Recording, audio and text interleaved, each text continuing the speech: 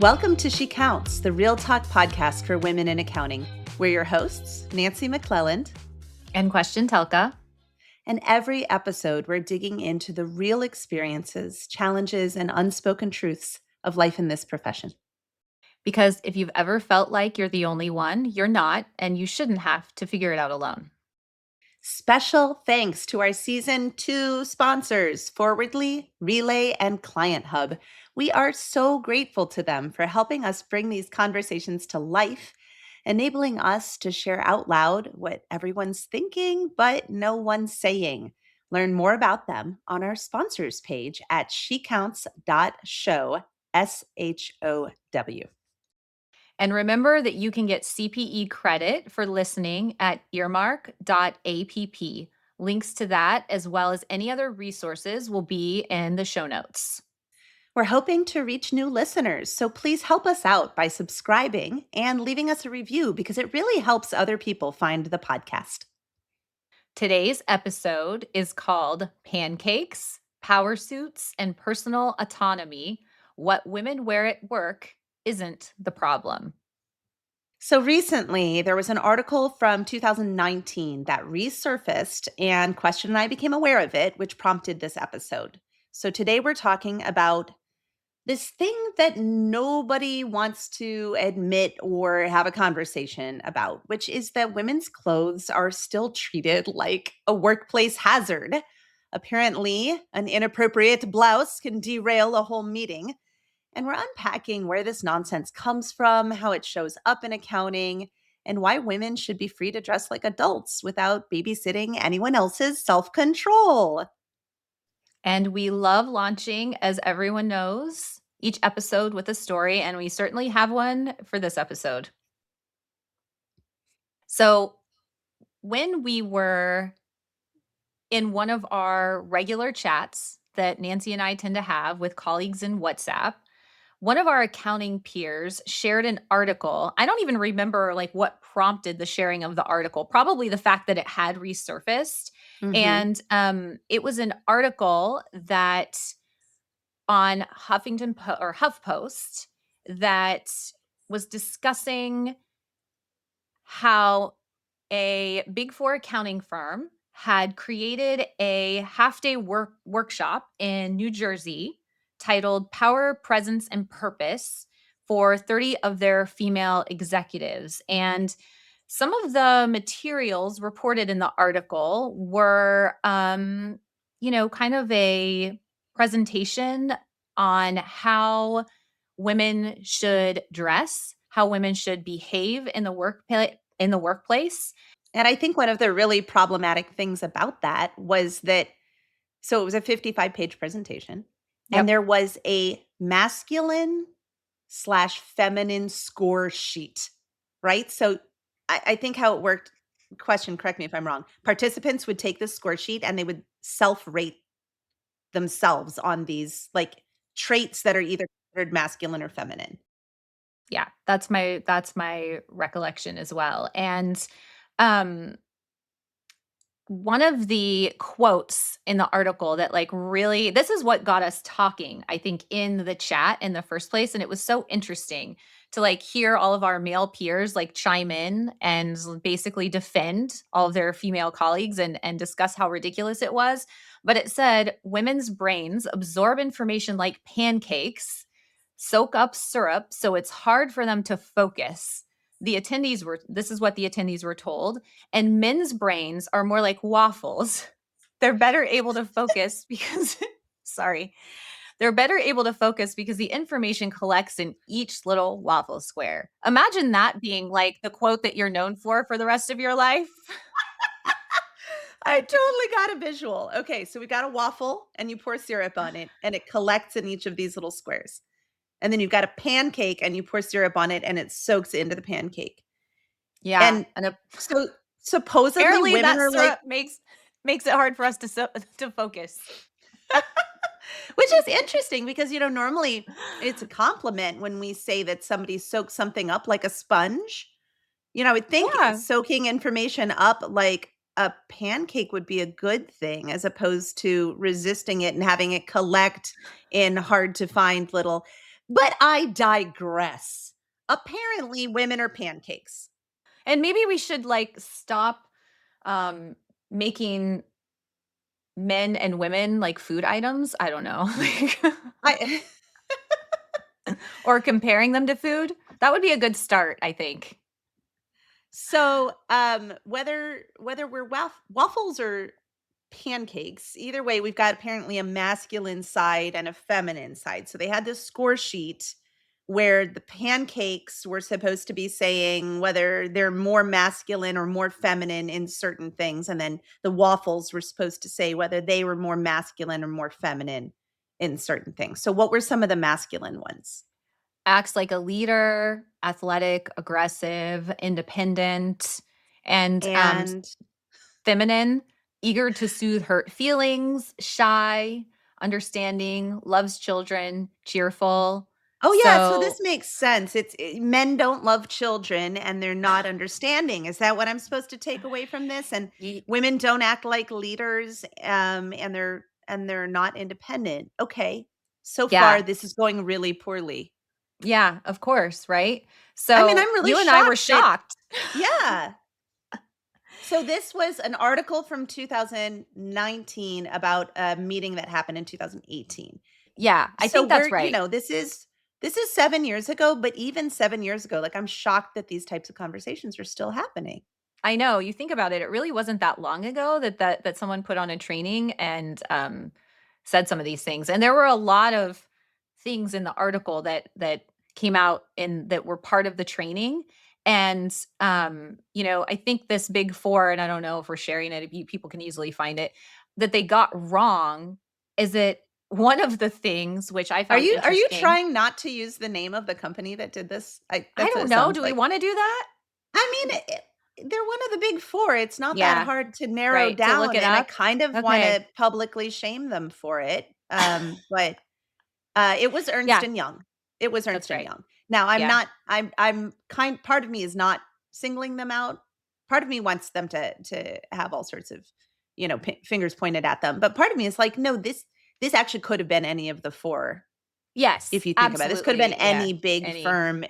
It could have even been not in the accounting world. This is, I think, this kind of thing I could imagine would happen at a lot of big companies. I'm sure So, that it does. So, I yeah. think that's the bigger point and issue, right, is this is likely not the only place that this took place, it's just the one that made it into the news cycle, right?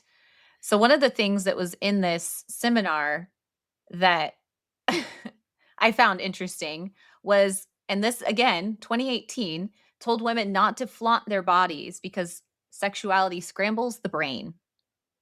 Really? Amazing, Sexuality right?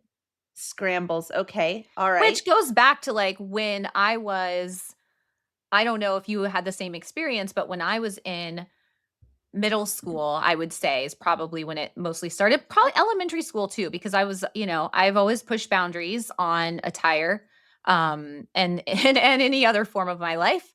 So, but I was told I couldn't wear spaghetti strap tank tops to school because it would be too distracting for the boys. And so I had Really? to, yeah. Yeah. Did you have any experiences like that when you were in school?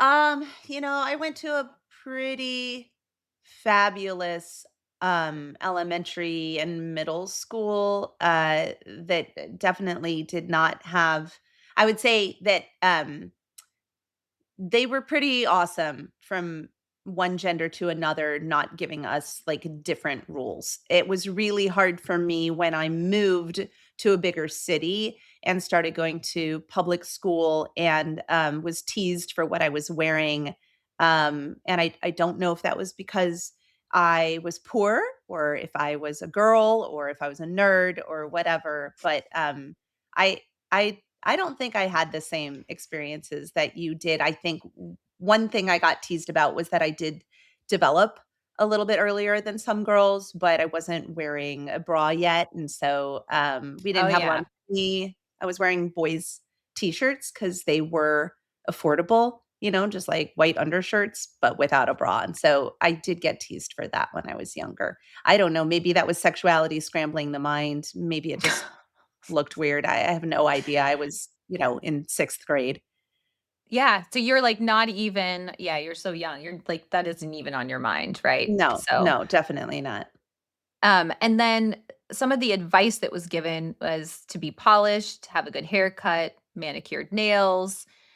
Again, we mentioned, like, not flaunting the body or, showing too much skin, but then we get into things that are not necessarily all dress. I think one of the things that they talk about is how women speak, right? Yeah, yeah, women ramble apparently, which, I would say I know plenty of men who ramble too, so I can't say that this isn't true of women, but I also can't say that it isn't true of men.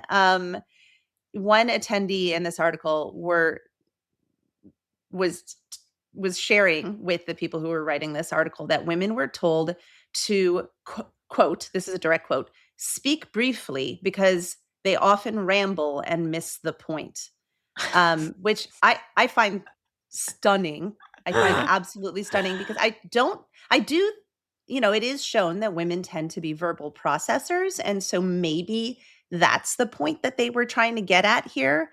Um, in general, and this is absolutely not 100% across genders, but it is more common for women to be verbal processors. And in previous episodes of the podcast, we've talked about the fact that that's one of the reasons that they're so perfectly suited for large language models in AI use, is that Mhm. we do tend to process verbally. Maybe that's what they were talking about here, is saying, don't process verbally so much, think about it and then speak, because that way people will more easily be able to focus on your takeaway. Like, I wonder if if they actually had a good point and could have said it differently, because speaking briefly because they often ramble and miss the point is a completely insulting thing to say, and also very much not gender specific to women. I know a lot of men who ramble, some of them to cover up the fact that they don't actually know something.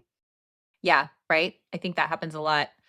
One of the ones that really, like, caught my attention is it said not to directly confront male colleagues in meetings, and not to sit directly across from them because it might make them feel threatened, and Okay, instead I'm just gonna be a jerk here and be like, "Oh, I don't want to threaten my male colleagues. That would be awful."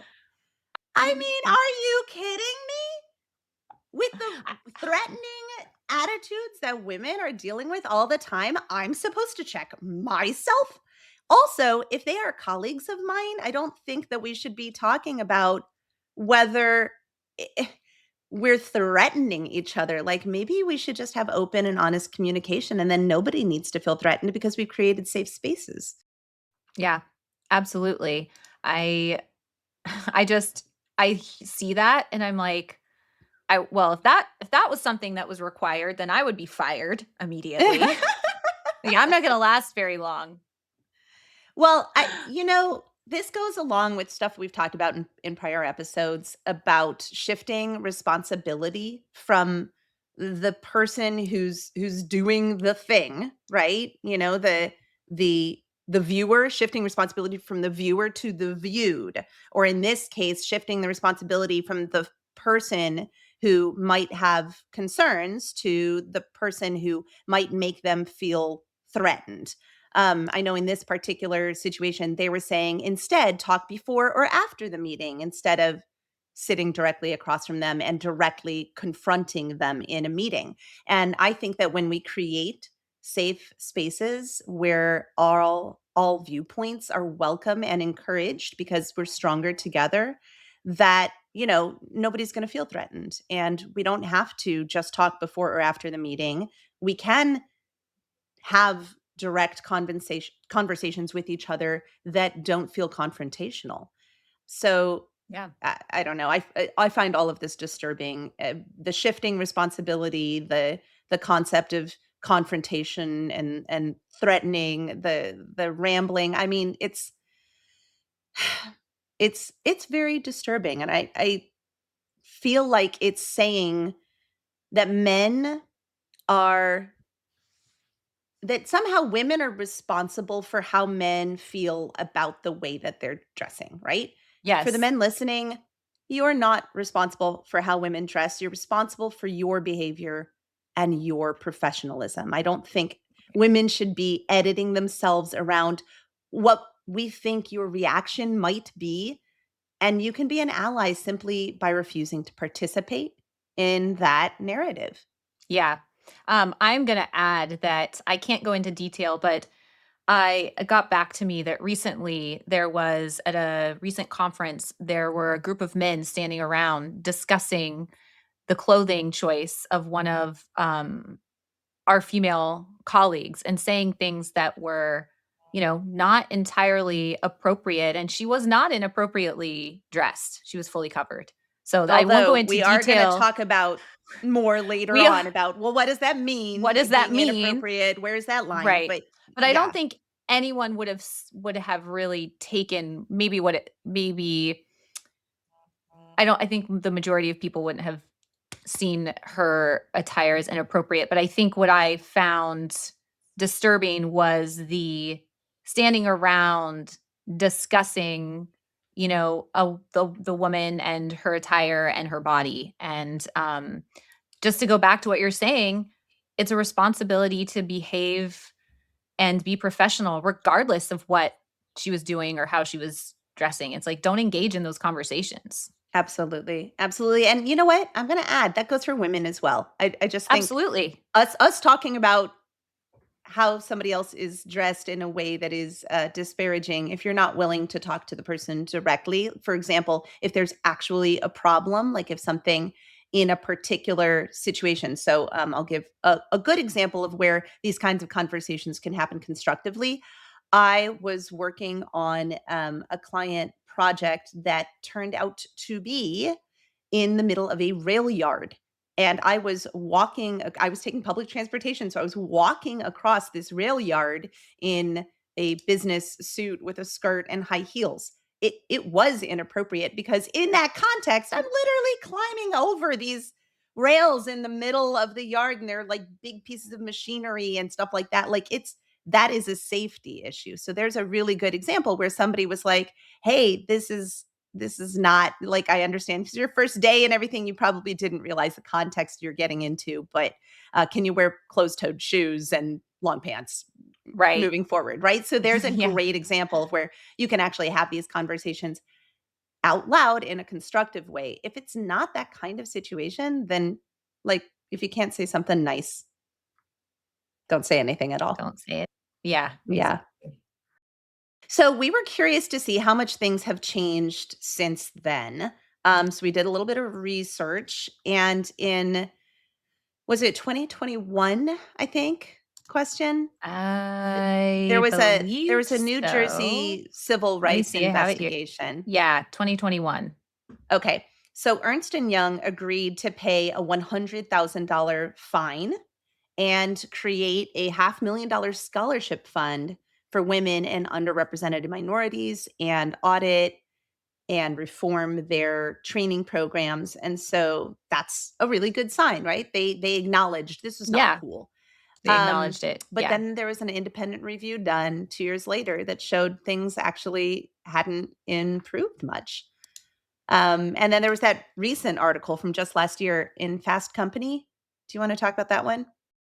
I think that article that you're referencing, looked into a concept of how people are, you know, judged in the workplace based on their appearance. So not only do women perceived as unattractive potentially encounter workplace disadvantages, but attractive women do as well. And so women are just criticized for their appearance no matter what they look like. So Damned it's if you kind of do, just this damned if you don't.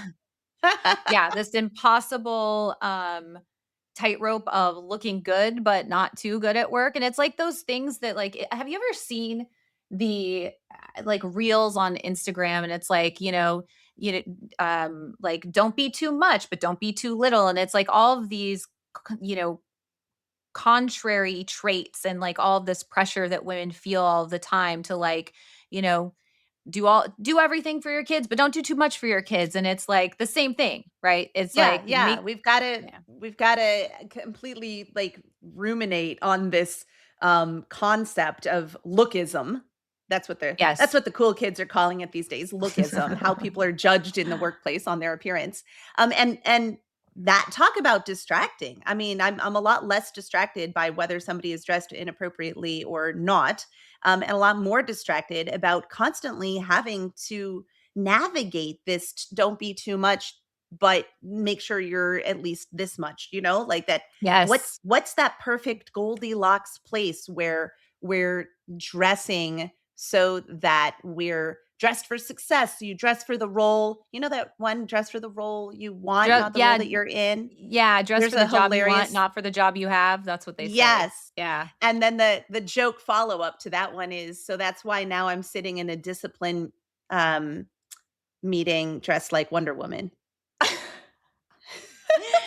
That's hilarious. Well, and I was gonna say when you were bringing that up, I'm just like, like I stopped, and we've talked about this before. Like I've stopped worrying about it, and I just embrace how I want to dress. And I'm like, some people will like me for it, some people will not like me for it.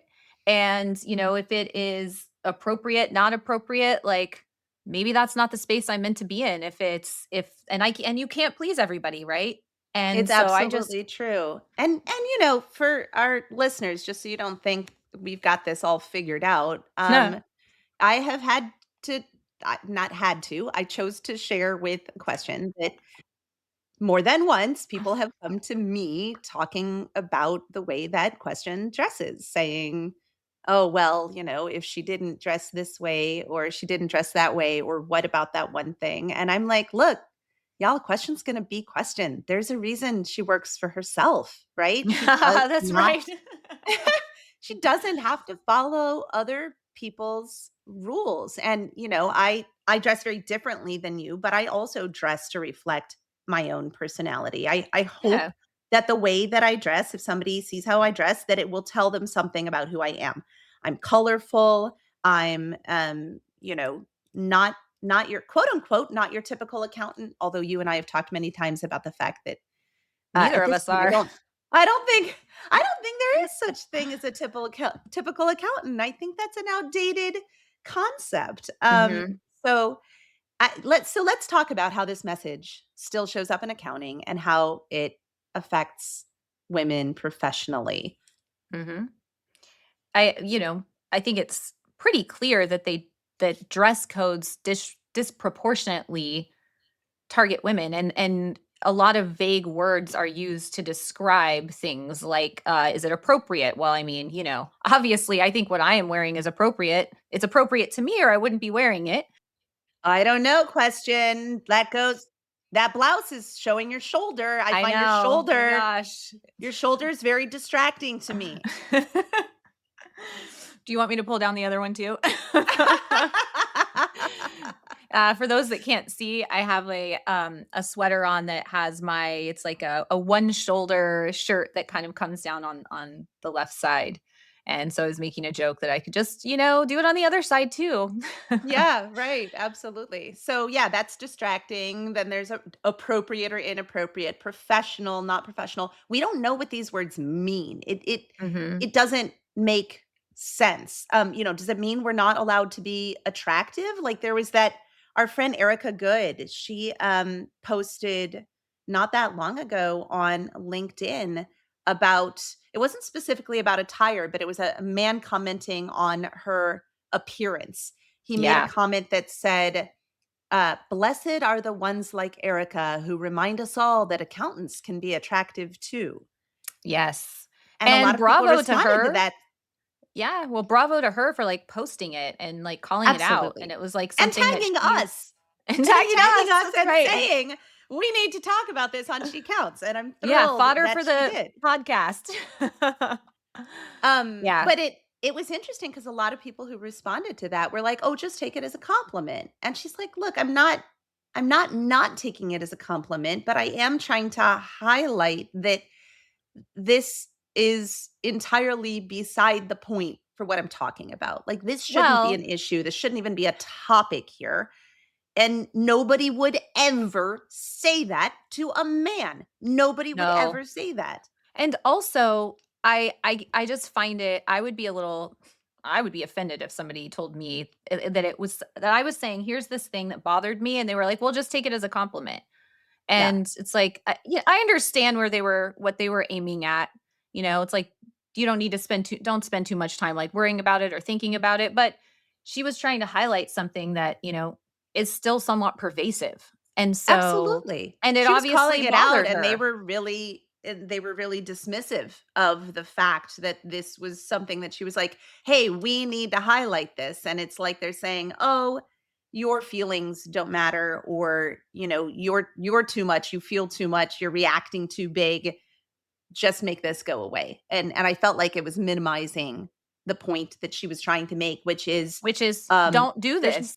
yeah, don't do this. There's no room for this. There's no room for this, and we don't need to make space for it.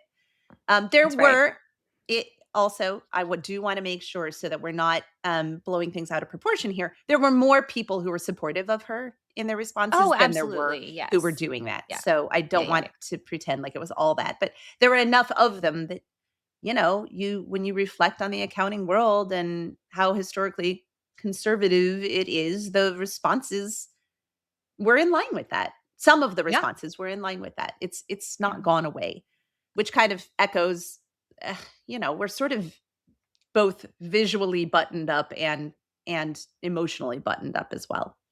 Yeah. Yeah. So everyone thinks. Right? And that's been the perception, and that's been the perception not just in accounting. Like, as when I was growing up, I mean, I've always considered myself a girly girl or feminine by the standards that they're described, like what's the word I'm looking for? You know what I'm saying? Like, You mean like by your societal perceptions of when correct. you were Yes, younger? like the Okay. way that, yeah, yeah, yeah. And and I remember my mom saying to me, unfortunately, because I've been, a potentially not pushing my own clothing boundaries, but possibly other people's my entire life. And she said to me, in a man's world, that you have to learn to cover your body and cut my hair and make myself blend in with male colleagues, like think pantsuits and Mhm, not mhm. not the colorful fun kind potentially. And so, in order to like get ahead, and to a degree, like that's what I have seen take place often. And Yeah, it's yeah. unfortunate because it would be nice if we were able to our embrace ourselves, like, and our for me, being able to wear what I want to wear is not about anyone else. It's not about anyone else and their perception of me. It's about when I am going and I am doing this thing. I found this beautiful piece of clothing that I love, which is an outlet for me, and it makes me feel confident. And it Mhm, makes me mhm. feel, it makes me feel good. And I don't know how you can like fault people for that. So, Absolutely. Although, it's so funny. I know I've told this to you before. It still feels weird when I say it out loud. You tend to think of me as a pretty colorful person in the way that I dress, right? yeah. But for years and years and years. So when I was growing up, my mom, she's from Argentina. They have a different set of concepts about what's acceptable and not acceptable. And she always taught me to be very body positive. And so I did wear things that, like when I was in college, that my now husband's family thought was inappropriate and showed off too much. And I was like, fight the power. I'm going to be me. And as I got older and I got into the work world, I became really, really self conscious about that. And so I actually saw myself over time change my style to become very, very muted. I didn't want to stand out. I wore mostly, black and gray and brown and white and, which are beautiful colors, but I didn't wear anything else. And a girlfriend of mine said to me after, gosh, easily a decade of having dressed like this, she said, "You're one of the most colorful personalities that I know. And your exterior doesn't match your interior." And so she gave me a very colorful necklace, which I don't even have anymore because it's not colorful enough or statement enough or big enough for me now. But I will always remember Heidi giving me this necklace saying, here's, I'd love for you to just try this out and you can still wear the stuff that makes you comfortable, but just try because I used to wear the same earrings and necklace every day and they were very, very understated. And so she gave it to me, and I was so scared the first time I wore that necklace because I was like, oh, everybody's going to notice me. And I wanted to be noticed for my accomplishments. I was often, I was outsourced CFO services. So I was often in boardrooms or talking with the C suite folks and telling them, here is how you need to do it. And I wanted them to take me seriously. And this double bind that we're in, you dress too feminine, you're not serious. You dress too masculine, you're not approachable. You dress trendy, you're unprofessional. You dress basic, you're not leadership material. And I was just stuck. And that one gesture of my friend giving me um, this colorful necklace really changed everything for me because it shifted me to trying to align who I am inside with how people perceive me from the And outside. I would say that you have fully done that, and my question to you is, like, how does that how does that make you feel that you're able to embrace that? How does it make you feel when you show up and you can, because you are colorful and exuberant and, I mean, Oh, the shucks, opposite of stop. boring. Well, it's all true. I mean, like, how does that change how you feel in your, in your professional environment, in your day-to-day, in your life, the fact that you're able to embrace all of that?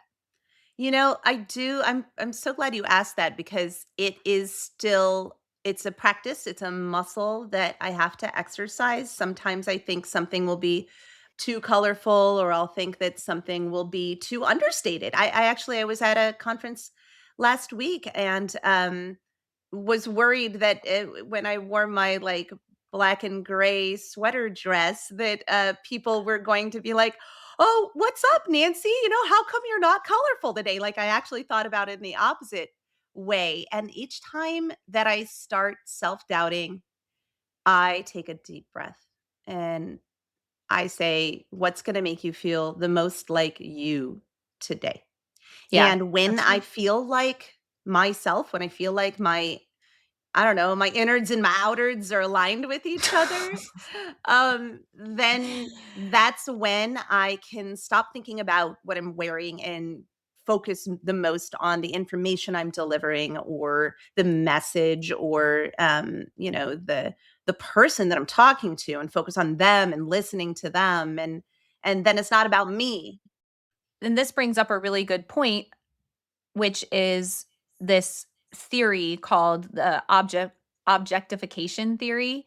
And this is Fredrickson and Roberts' work. And that shows that when women are constantly monitoring how they look, it creates what we call self objectification. And a 2020 review of that research found that this is basically constant body monitoring that actually reduces your cognitive performance. So, Yeah. like, you were at this conference and you're so focused on, am I too much? Am I not enough? Like, am I, is Yes. everyone, yeah, that It it that totally is what I'm talking about. I forgot that it had a name. Yes, that is totally what I'm talking about. When I can take a deep breath and wear what makes me feel the most comfortable in my own skin, my innards and my outards lined up with each other, then I stop with that constant self-objectification. I stop with the constant body monitoring. And so it actually improves my cognitive performance because my brain is now focused on doing the work instead of being busy watching itself. yeah, yeah. And, you know, how often, that being said, how often do you think about your clothing choices in a way that our male peers simply just Oh gosh. don't? Yeah, any woman listening to this is laughing right now. Yeah, Right. men don't think about their clothing choices in the same way, for better or for worse. I have one colleague in particular, I'm not gonna call him out on this one, but he was also at this conference last week, and we were laughing about the fact 'cause he travels a ton, and I'm like, "Oh my gosh," when I unpack when I get home and then repack for the next conference, I'm thinking, well, have I already worn that dress at a conference this year? Will it be Yep. in the pictures the same way? And I try to get all that thinking out of the way before I pack so that once I'm there, I don't have to think about it at all. And I just feel like I'm comfortable in my own skin. And he was like, well, I wear the same polo shirt and sweatshirt all the time, so it doesn't matter. And I had I I had to laugh at suppose him. I suppose we could do the same thing, but then we would be judged for that. Yeah, Like, actually, pretty that's severely true. probably. Part of it is that we'd be judged for it, and part of it, to be fair, is that I wouldn't feel like me if I were wearing a polo Well, of shirt or course a not. sweatshirt, Yeah. and Exactly. there are, however, women who are listening who I hope do feel most comfortable in that clothing. And I want to ask, is that does those vague words we were using before, appropriate or inappropriate, professional, are those things less appropriate for women than men? Are those things less appropriate, less professional for women than for men? And if the answers that we're giving for a situation like that are yes, then there's a problem with the dress code and our perceptions, not a problem Yeah. with the way women are dressing. Right. Right. Yeah, I mean, And women, we're already overstretched it is as it is. Like adding is this outfit going to offend someone is completely freaking ridiculous. Question. I know. I know, and yet we think about it, and when it happens to me, as I said, I'm like, I think about it, and then I'm like, I feel comfortable. I think it's appropriate, and so I wear Mhm. it. And sometimes others think it is, and sometimes they think it's not. And it kind of it is what it is. And the um the only time I've gotten in trouble really was when I was in elementary school and I or middle school and I wore the spaghetti strap tank top anyway because I was defiant and I was like, I'm gonna see if I can get away with this. And also, like, we talked about this pantyhose, right? Yes. Like, Oh my gosh. Don't even I get me never wore started on pantyhose, even though pantyhose. it's So wait, was it required? Because okay, one of the things that is unfair in this conversation for us to be having it is that you and I both run our own firms at this point. That was not the yeah, case in the past, right? And a lot of women listening are not running their own firms. So for us to be able to say, I'm doing this and I feel comfortable and I just have to feel like me and all of that stuff, it's a little unfair to be saying those that's things true. for women who can't, right? So McKinsey had a women in the workplace report in 2023, and also Catalyst has done a lot of work on what they call an emotional tax. And both of these, the reports, the McKinsey report and Catalyst's work showed that women, and especially women of color, they are carrying this emotional tax. It's this constant vigilance at work, and they're scanning for bias and managing other people's reactions and worrying about how they're perceived. Again, that's all energy you can't use for the actual job. You are not at your cognitive best because you've got this load, this decision fatigue, and this fear of Yeah, judgment and less energy for actual leadership. Yeah. yeah, So absolutely. when you talk about the requirement to wear pantyhose. I'm looking at this in two different ways. Number one, pantyhose is, I don't even understand why it was a I'm not really requirement in the sure first place. either. Like, I don't what get it. are these things? Like, why did It's any why did uncomfortable. we ever It's wear like, them? I don't know why my bare legs are going to be distracting to someone. Like, it's maybe it was some way to replace pants. I don't know. There's a whole research project in there somewhere. I worked at a place, so I was their outsourced CFO person, and I didn't have to follow the dress code.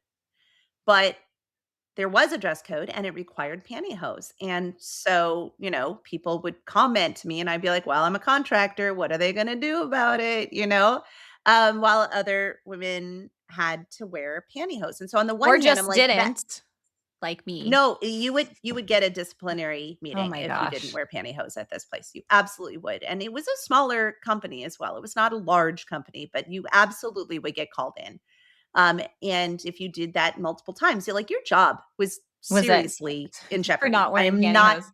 Yes, I am being completely Isn't it serious. crazy at this point to think back to that was actually a thing? Like, I remember my mom telling me that she wasn't allowed to wear denim to school, only boys could, so she had to wear a skirt, like, no jeans Wow. or slacks, like dress pants. Well, I guarantee Yeah. you there are still we're not just looking back on this. I guarantee you that there's still dress codes that require pantyhose. I am absolutely sure somewhere out there somebody's got a dress code that requires this. I'm not doing telling anybody to not do it, but I again, shocking that I pushed the boundaries, but I was at a Big 4, and this wasn't that long ago, this was like 15 years ago, and pantyhose were in the dress code, and I never wore them.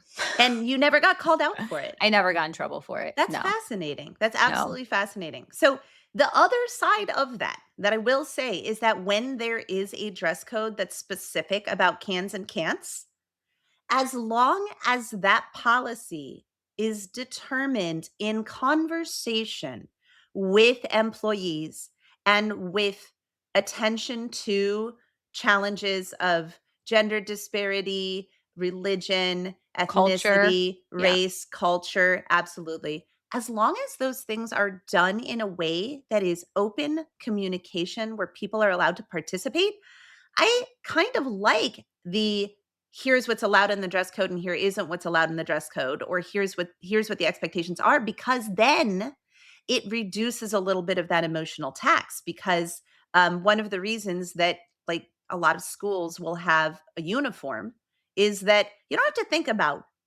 what you're gonna wear when you wake up. You don't have to think about, whether you're transferring the, emotional tax onto someone else for their perception of what you're wearing and all of this energy that you can't use for your actual job, which in that case is education, right? Learning. yeah.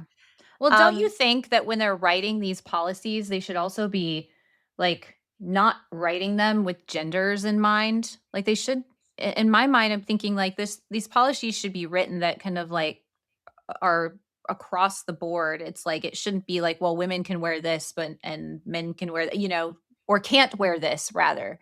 Um, what do you think? Yeah, that's a really God, that's a hard one, right? Because you Yeah, got stereotypes. You never want to confirm a negative stereotype, and that's it can be a self-fulfilling prophecy, and there are professional implications there. When you don't bring gender into it at all, it's a lot easier to wonder if you're looking too formal, too casual, too curvy, too colorful, too everything, right? Like when you create these policies and they don't have anything to do with gender, um, I don't know, we're gonna draw lines. We're human yeah, beings. We're going to notice a woman's shoulder, to go back to the shirt that you're wearing right now, yeah. right? And so while I appreciate the concept I might of have been having intentional in some my choice today. I love you so much. I mean, I guess what I would love is I would love policies that make it possible for people to express themselves, whether they're women or men, in their clothing, their tattoos, their hair color, whatever it is, and to redefine professionalism to be around behavior and Right. not appearance. However, I think that pretending that we can do this without any reference to gender is potentially setting ourselves up for failure. I think we need to at least acknowledge that it is a perception that people have, and then try to create again in not leaders making these decisions and pushing them down on the masses, but rather open conversations where we truly collaborate, we create a safe space for communication, and we talk about gender differences, and we talk about how to write policies that don't lean on those. Yeah. But I think pretending that gender or lack of gender, like gender neutral, or I mean, there are obviously our Well, and trans like friends as well. to shift that a little bit too, it's like there. has to be a boundary somewhere, right? And I think Yeah. we acknowledge that, right? Like there's Nancy and I aren't the one making them up, right? Like you and I don't know the answer, as we've said before. Like we're just having the conversation because it's like something that comes up and it comes up a lot. And And you know what would make me really proud, Question, is if this conversation that you and I are having right now, where we say we don't know where the line should be drawn, this is a conversation that needs to happen in each workplace. What if this podcast were the catalyst for those conversations well, and happening? I What would if love for like if we have listeners for them to write in like, "Hey, our firm has figured it out. Here's like this great way that we've written up or come up with like really incredible ways for people to so in our workplace to embrace, people's expression, their cultures, their ethnicities, their again, self-expression and also to like make sure that we're showing up for our clients in a way that, is it falls in line with the values of the firm, right? And Absolutely. Yes, I people love as that. I humans. love reframing because that's reframing what professionalism in accounting looks like because you take your firm's values and you say everything needs to be in line with these values including our dress code. The Right. expectations because then we're making it possible for not just women but for men as well for people to express themselves in a way that reflects who they are. It embodies the values of their culture and it focuses on behavior and not appearance. And I'll tell you, when I started running my own firm, I showed up to every client meeting in a suit. Um, I had some really beautiful I suits. wanna see Uh, pictures. you would never believe the way I used to dress. I think that you would be surprised knowing who I am now. Usually a black suit. I had some gray ones too. And when I did that, you know what I found out? My clients, I run a hyper local firm in my neighborhood in Logan Square, which is a quirky, scrappy, That's such a we great love neighborhood. being weird. It is such a great neighborhood. I'm so glad you've gotten to experience it. My clients didn't like it. They didn't trust me. I was an outsider. I was not a because it said Because you don't professional. fit with them with their, Yes. like yeah, yeah. It said professional in a different way. It said professional in an office. It didn't say professional, you get me. It did not say you Yes. get me. And so I think that your concept when you talk about starting with a culture reset, how would you redefine what professionalism would be about? I know you have a Well, it should be, not about our attire and our wardrobe and micromanaging it. I think it's more about, you know, should be built around respect and results and not clothing. competence, comp Competence, that's right. mhm, Um, reliability, yeah. how you Yeah. treat other people, like that's ethics I mean, the work and that you do just like results right. again, Whereas um, professionalism, when we use those really vague words like appropriate and distracting and professional, that often is coding like male and white, unless, of course, you're Will Ferrell on SNL. Do you know that skit where he shows up in a thong? oh my god. I don't know if I've seen it. That's Okay, I'm gonna put that one in the show notes because you need to see that one. Yeah. It was like a show your pride in America day or something like that. And so everybody's wearing like, go USA kind of clothing and he shows up in a red, white, and blue thong and nothing else. So nothing else. He's that's like, "This not is what my we're pride." talking about when we say male and white. We don't mean that. I mean, real professionalism it shouldn't have anything to do with what color your blazer is or whatever. So, And I think that, like, if we're looking at our male counterparts to show up for us, right? Back to like the conversation that I was telling you that happened at that conference recently is that, when commentary shifts on a woman's appearance or to a woman's appearance, like redirection is really what we're looking for, right? It Yes, doesn't have to be dramatic, but you can simply say, hey, let's stay focused on her work, or, she's an excellent leader, and like redirect back to something else that is not commenting on her I love appearance. that. And it's like, And would it goes you, back if to she was open standing there, communication that we were yeah, and talking it's about like, before. if this woman was standing there and she heard the conversation that you were having, would it be a conversation you would be proud of? So, Yeah. Oh, I love that, which goes back to the question of ethics. Yeah, I think if somebody is listening, male or female, and this is an issue at your firm, the simplest fix, we I think, think, right? is to shift every dress code conversation from appearance to function. What does the work require? Are there safety needs? Are there client expectations? So, using the example that I just gave, if you show up at a client's in a railroad yard, don't wear open-toed high heels, right? You Like don't think I should wear that's my open-toed conference sandals that I wear everywhere? I think that that would go against client expectations, or in I my would not. situation here, like, don't show up in a suit at a cool, quirky place that, like, makes their own clothing, you know what I mean? Like, that's Yeah. so client expectations, I do think are an important part of the job, kind of in both directions, conservatively and more So I wanna ask a colorfully. question, and we haven't talked about this before, but I like, and I'm not sure I have an answer to it, but I'm curious what you think.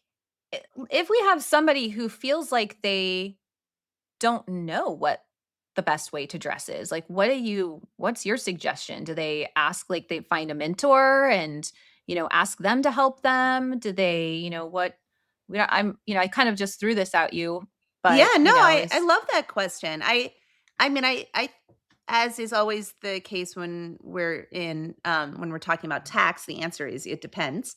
Um all but things accounting. yes, all things accounting. Um so I do think it depends on what kind of environment you're in. If you're in a large firm where you have like assigned mentors, you have assigned supervisors, you have an HR department, things like that. Especially if you have a mentorship program, it does make sense. And you got to be a little bit careful with this, but it does make sense to say, I don't feel like I have guidance about what's appropriate here. And you can even offer to help with the conversation if there's more than one person who's confused about it. Again, shift these conversations from appearance to function and say, what does the work require? Are there safety needs? Are there client expectations? How do we define what basic professionalism for everyone looks? Because when you reframe it that way, the policing disappears and the standard becomes fair by design.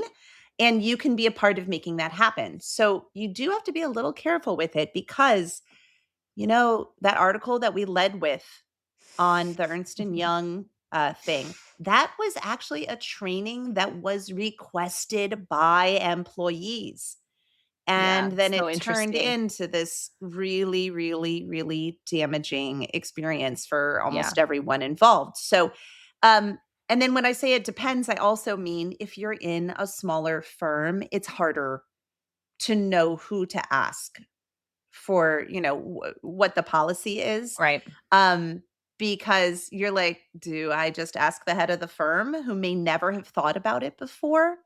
Yeah. And So I again, you suppose can make a if difference you're there, right? right. I suppose if you're in a bigger firm, like, they probably make it more clear who to ask. If it's a smaller firm, like, just make it clear when you're in your policies when you are hiring. Hopefully you do have policies, who to ask questions like that Yeah. to. In our Yeah. firm, we have never set a policy because our clients, they show up however they're going to show up on a Zoom, and I want us to show up however we're going to show up. And I trust my employees to make choices that feel comfortable to them.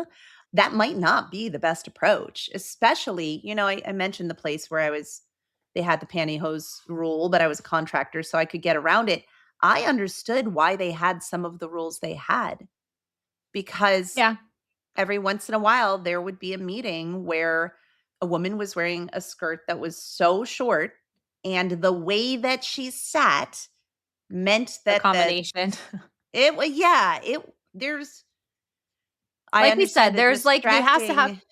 there has to be a line somewhere, right? We have to But I there don't think that line has to be the same in every firm.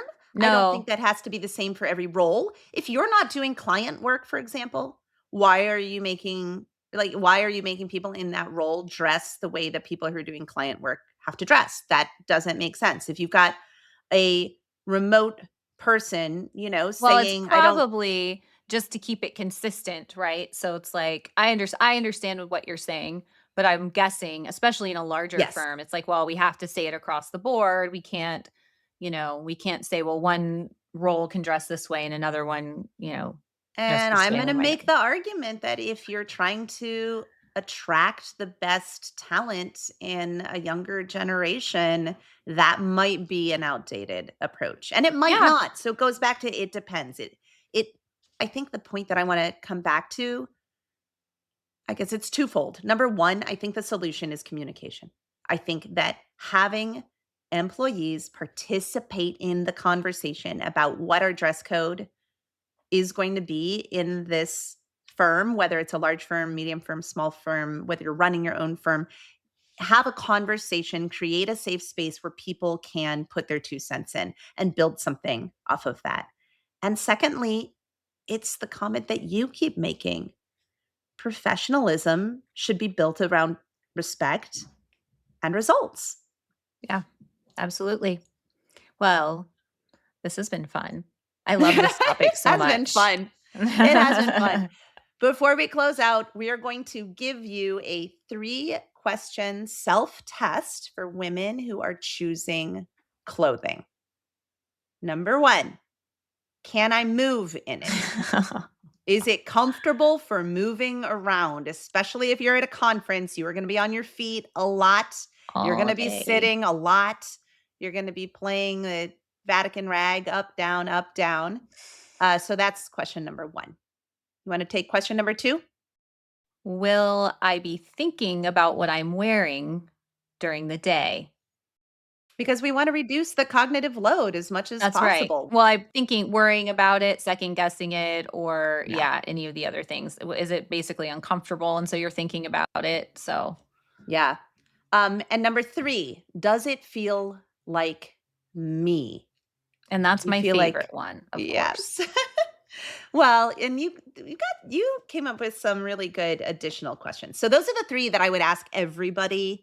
Actually, I would say men or women, right? Like those, can I move?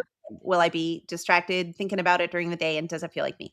But I want you to go through your additional questions because I think that these are sort of bonus extra points Yeah. homework that Yeah, well, and this goes back to the one that you mentioned, does it feel like me, is what makes you feel confident? Like where within reason, so that you are fall if you do have some sort of dress code that you feel confident in what it is. And how do you want to show up as a leader, right? Mhm, And mhm. um, you know, for me, for better or worse, I want women to embrace whatever it is that makes them feel like themselves and feel confident, and I'm in a position to do so, so that's the answer for myself. And then what environments make them feel seen and safe, and then allowing women and men to own their own narrative. Yeah, yeah, absolutely. I love those so much. So for firm owners, please involve your team members in this discussion and where possible, reframe professionalism and switch to a reasonable comfort plus client context policy. Have your team co-write it.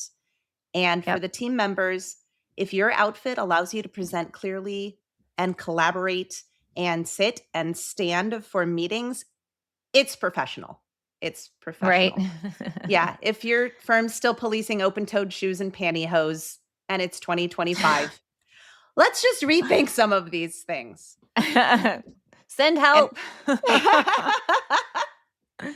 as we wrap up, we would love to ask listeners to follow our She Counts podcast LinkedIn page and to join in on the conversation by sharing under the episode Pancakes, Power Suits, and Personal Autonomy.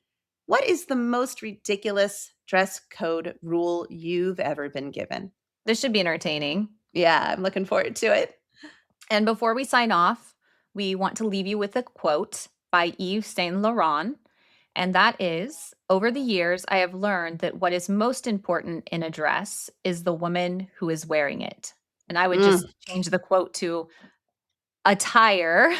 What is most Yes, important in your attire is the woman who is wearing it.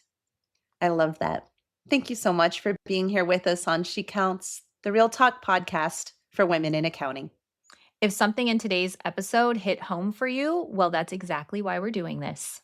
So you feel seen, heard, and never alone. Remember again that you can get CPE credit for listening at earmark.app. Links to that, as well as how to learn more about our sponsors' solutions and any other resource, will be in the show notes. Please subscribe and leave us a review, and please share with another woman in accounting who needs to hear it too. And we'll see you all again in 2 weeks. Thanks so much. Bye. Bye.